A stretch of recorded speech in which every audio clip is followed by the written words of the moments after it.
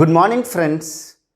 I request everyone to watch my videos in a sequence for better understanding. In this video, we will discuss about what are the uses of a grammar and what is a grammar and how to represent a grammar and few examples for a grammar. All these things we will discuss. Now let's see, we will discuss what is the use of a grammar. Before studying about the grammar, we should know what is the use of the grammar. Then only we will study. Without knowing the use of it, why should we study? So, let me tell what is the use of a grammar in theory of computation course. Now, till now we have discussed about a language. Am I right or wrong? A language consists of set of strings. The string can be generated with the help of alphabets. All these things we have generated. Even we have discussed about various languages also. A language L over alphabets A, B, where it consists of strings of even length. All these things we have represented. So that is about a language. Now using a language, we have constructed a finite automata. Either it can be a DFA, it can be an NFA, it can be an epsilon NFA. All these are, okay, all these are the variants of a finite automata. So from a given language, we have constructed a DFA, either an NFA or epsilon NFA. All these will useful for us as an acceptors. Meaning is that from a given language, if I take any string and if I given to DFA, it will check whether it is accepted or not. If I take a string which does not belong to language L, the constructed DFA will not accept. So for a given language, this DFA, NFA or epsilon NFA will be useful for us acceptors. Now, how can we generate a language? We are telling it mathematically like this, or in English sentence wise we are telling it is a collection of strings whose length is even like that. And we are finding that so these are the possible strings and it is an infinite length of strings are possible. So it is an infinite language. All these things, and then we are trying to construct a DFA or NFA, all these things. But how can we represent a language, okay, or how can we generate a language? So the grammar will be useful for us to generate the language. Grammar will be useful for to generate the language. Grammar can be useful for us to generate the language. Now the language can be can be accepted by either DFA or NFA or epsilon NFA. And we have a regular expressions which is useful for us to represent the language. Is it clear? We will have a expression to represent the language that we will study when we are discussing about regular expressions, everything. So now I want to tell you is that the grammar will be useful for us to generate a language. They will give some sort of productions, all these things. By using that one, they will ask you what is the strings possible using from the grammar, and then kindly collect all the strings and make it as a language. So language can be useful for us to generate a language, and DFA, NFA, epsilon NFA will be useful for us as acceptors. So I hope with this one you have understood what is the use of a grammar. Now I want to discuss how to represent a grammar. The grammar will be represented using these four quadruples. One is that vertices or variables. We can call it as a vertex or variables, and T is a terminals, P is a set of productions, S is for start symbol. Let me repeat again. V for variables or vertices, T stands for terminals. Even V can be called as a non-terminals also. It can be called as variables or vertices or non-terminals. Whereas T is a terminal and P is a set of productions, S is for a start symbol. Now we will discuss all these V, T, P and S with an example. Now if you see that what is a vertices or a variables or non-terminals. If you see, usually people will say that variables can be recognized by using capital letters, but that is not the correct way. Maybe sometimes it will be work, but when it comes to a GATE exam, to confuse you, they may give. Now please remember one thing. What are the symbols which are there in the left hand side? Let's take that this is a left hand side, this is a right hand side. what are the symbols which are there in the left hand side can be called as a variables, not all. Okay, is it clear?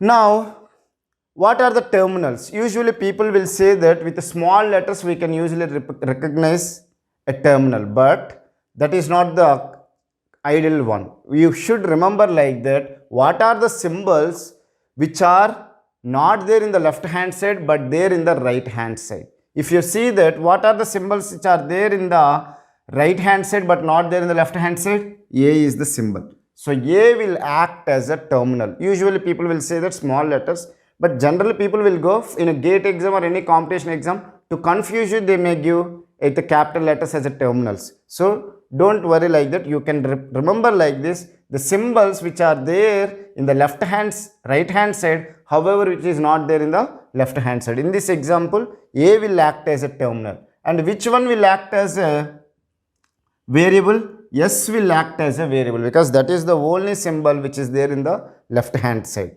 And what is the set of production? If you see that S tends to AS is a one production, S tends to SA is another production, S tends to A is another production. So if you take this grammar, you have three productions. So P will be consists of set of productions. Okay. Now what is the start symbol? If you see this grammar, with what it is starting? Is it clear? With which symbol it is starting? It is starting with S, so I can call it as a start symbol as S. Now we will see another example so that you will understand. Let's take that I have taken A tends to A alpha A or B, then B tends to B A B on epsilon, something I have taken. Okay, this is another example for grammar. Now I want to discuss what are the variables here, what are the terminals here, what are the productions, and what is the start symbol.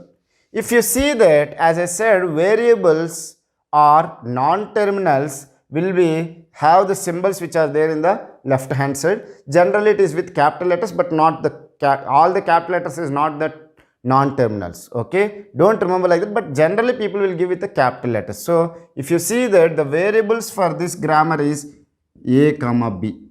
Okay, these are the variables for the given grammar. Now what is the terminal? The terminals are the symbols which are there in the right hand side but not there in the left hand side. So the terminals is small a comma epsilon. Is it clear? If you see that A and epsilon are the terminals from the given grammar. And what is the productions? How many productions are there? A determines small a, capital A on B. So 2 productions are there. Here 2 productions are there. So totally 4 productions are there in this grammar. And what is the start symbol? If you see that you have 4 productions are there. Among the 4 production, which one is starting? First it is starting with A and then small a, capital A on B, then B on small a, B on epsilon. So it is starting with capital A. So the start symbol for this one is capital A.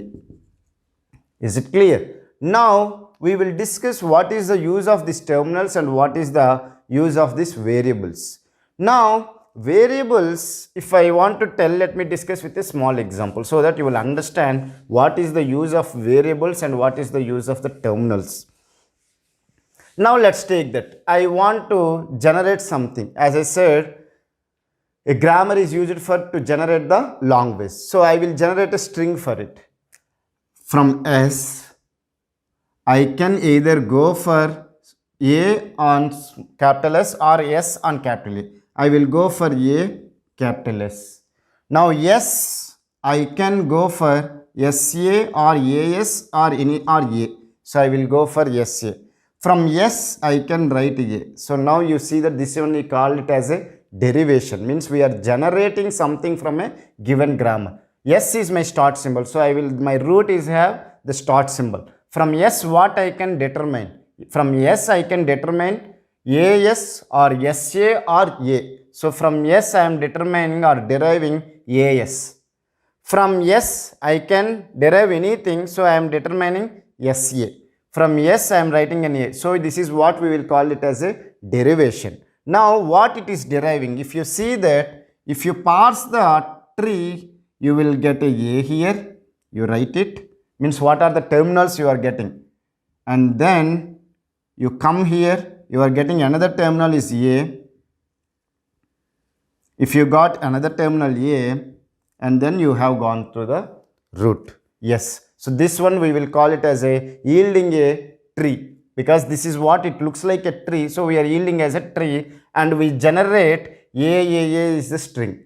Okay. So what I can say, string is what? Collection of strings, we will call it as a long ways. If we can generate if we can derive a strings possible from the grammar, all the collection of strings we will call it as a long ways. So we can say that a grammar is useful for us to generate the long ways. Now if you see that, what is the use of this A's here? A here, A here, A here. They are useful for us to stopping the further the construction. Suppose if you see A, after A I am not able to derive anything. Here A is used for stopping the tree construction, means going for the height should not be increased. So A. So these terminals are useful for where should I stop. And the non-terminals or the variables are useful for deriving something. If you see that variable is S, from S I am deriving something. Again from S I am deriving something. Again from S I am deriving something. So variables or non-terminals are useful for us to derive something, and terminals are useful for us to stop the process. And these are the set of productions, and I hope you have understood what is the start symbol. Okay, the start symbol is the S here. Now if you see that, with this explanation I hope you have understood what is the use of a grammar and how to represent a grammar. If I have a grammar, how I can generate a string from it, or how can I derive a string from it. Okay, so in the next video we will discuss about various classification of grammars. Chomsky has classified the grammar into 4 types, like type 3, type 2, type 1, type 0 grammars. All these things we will discuss in a detail in the next video. Thank you so much for watching my video.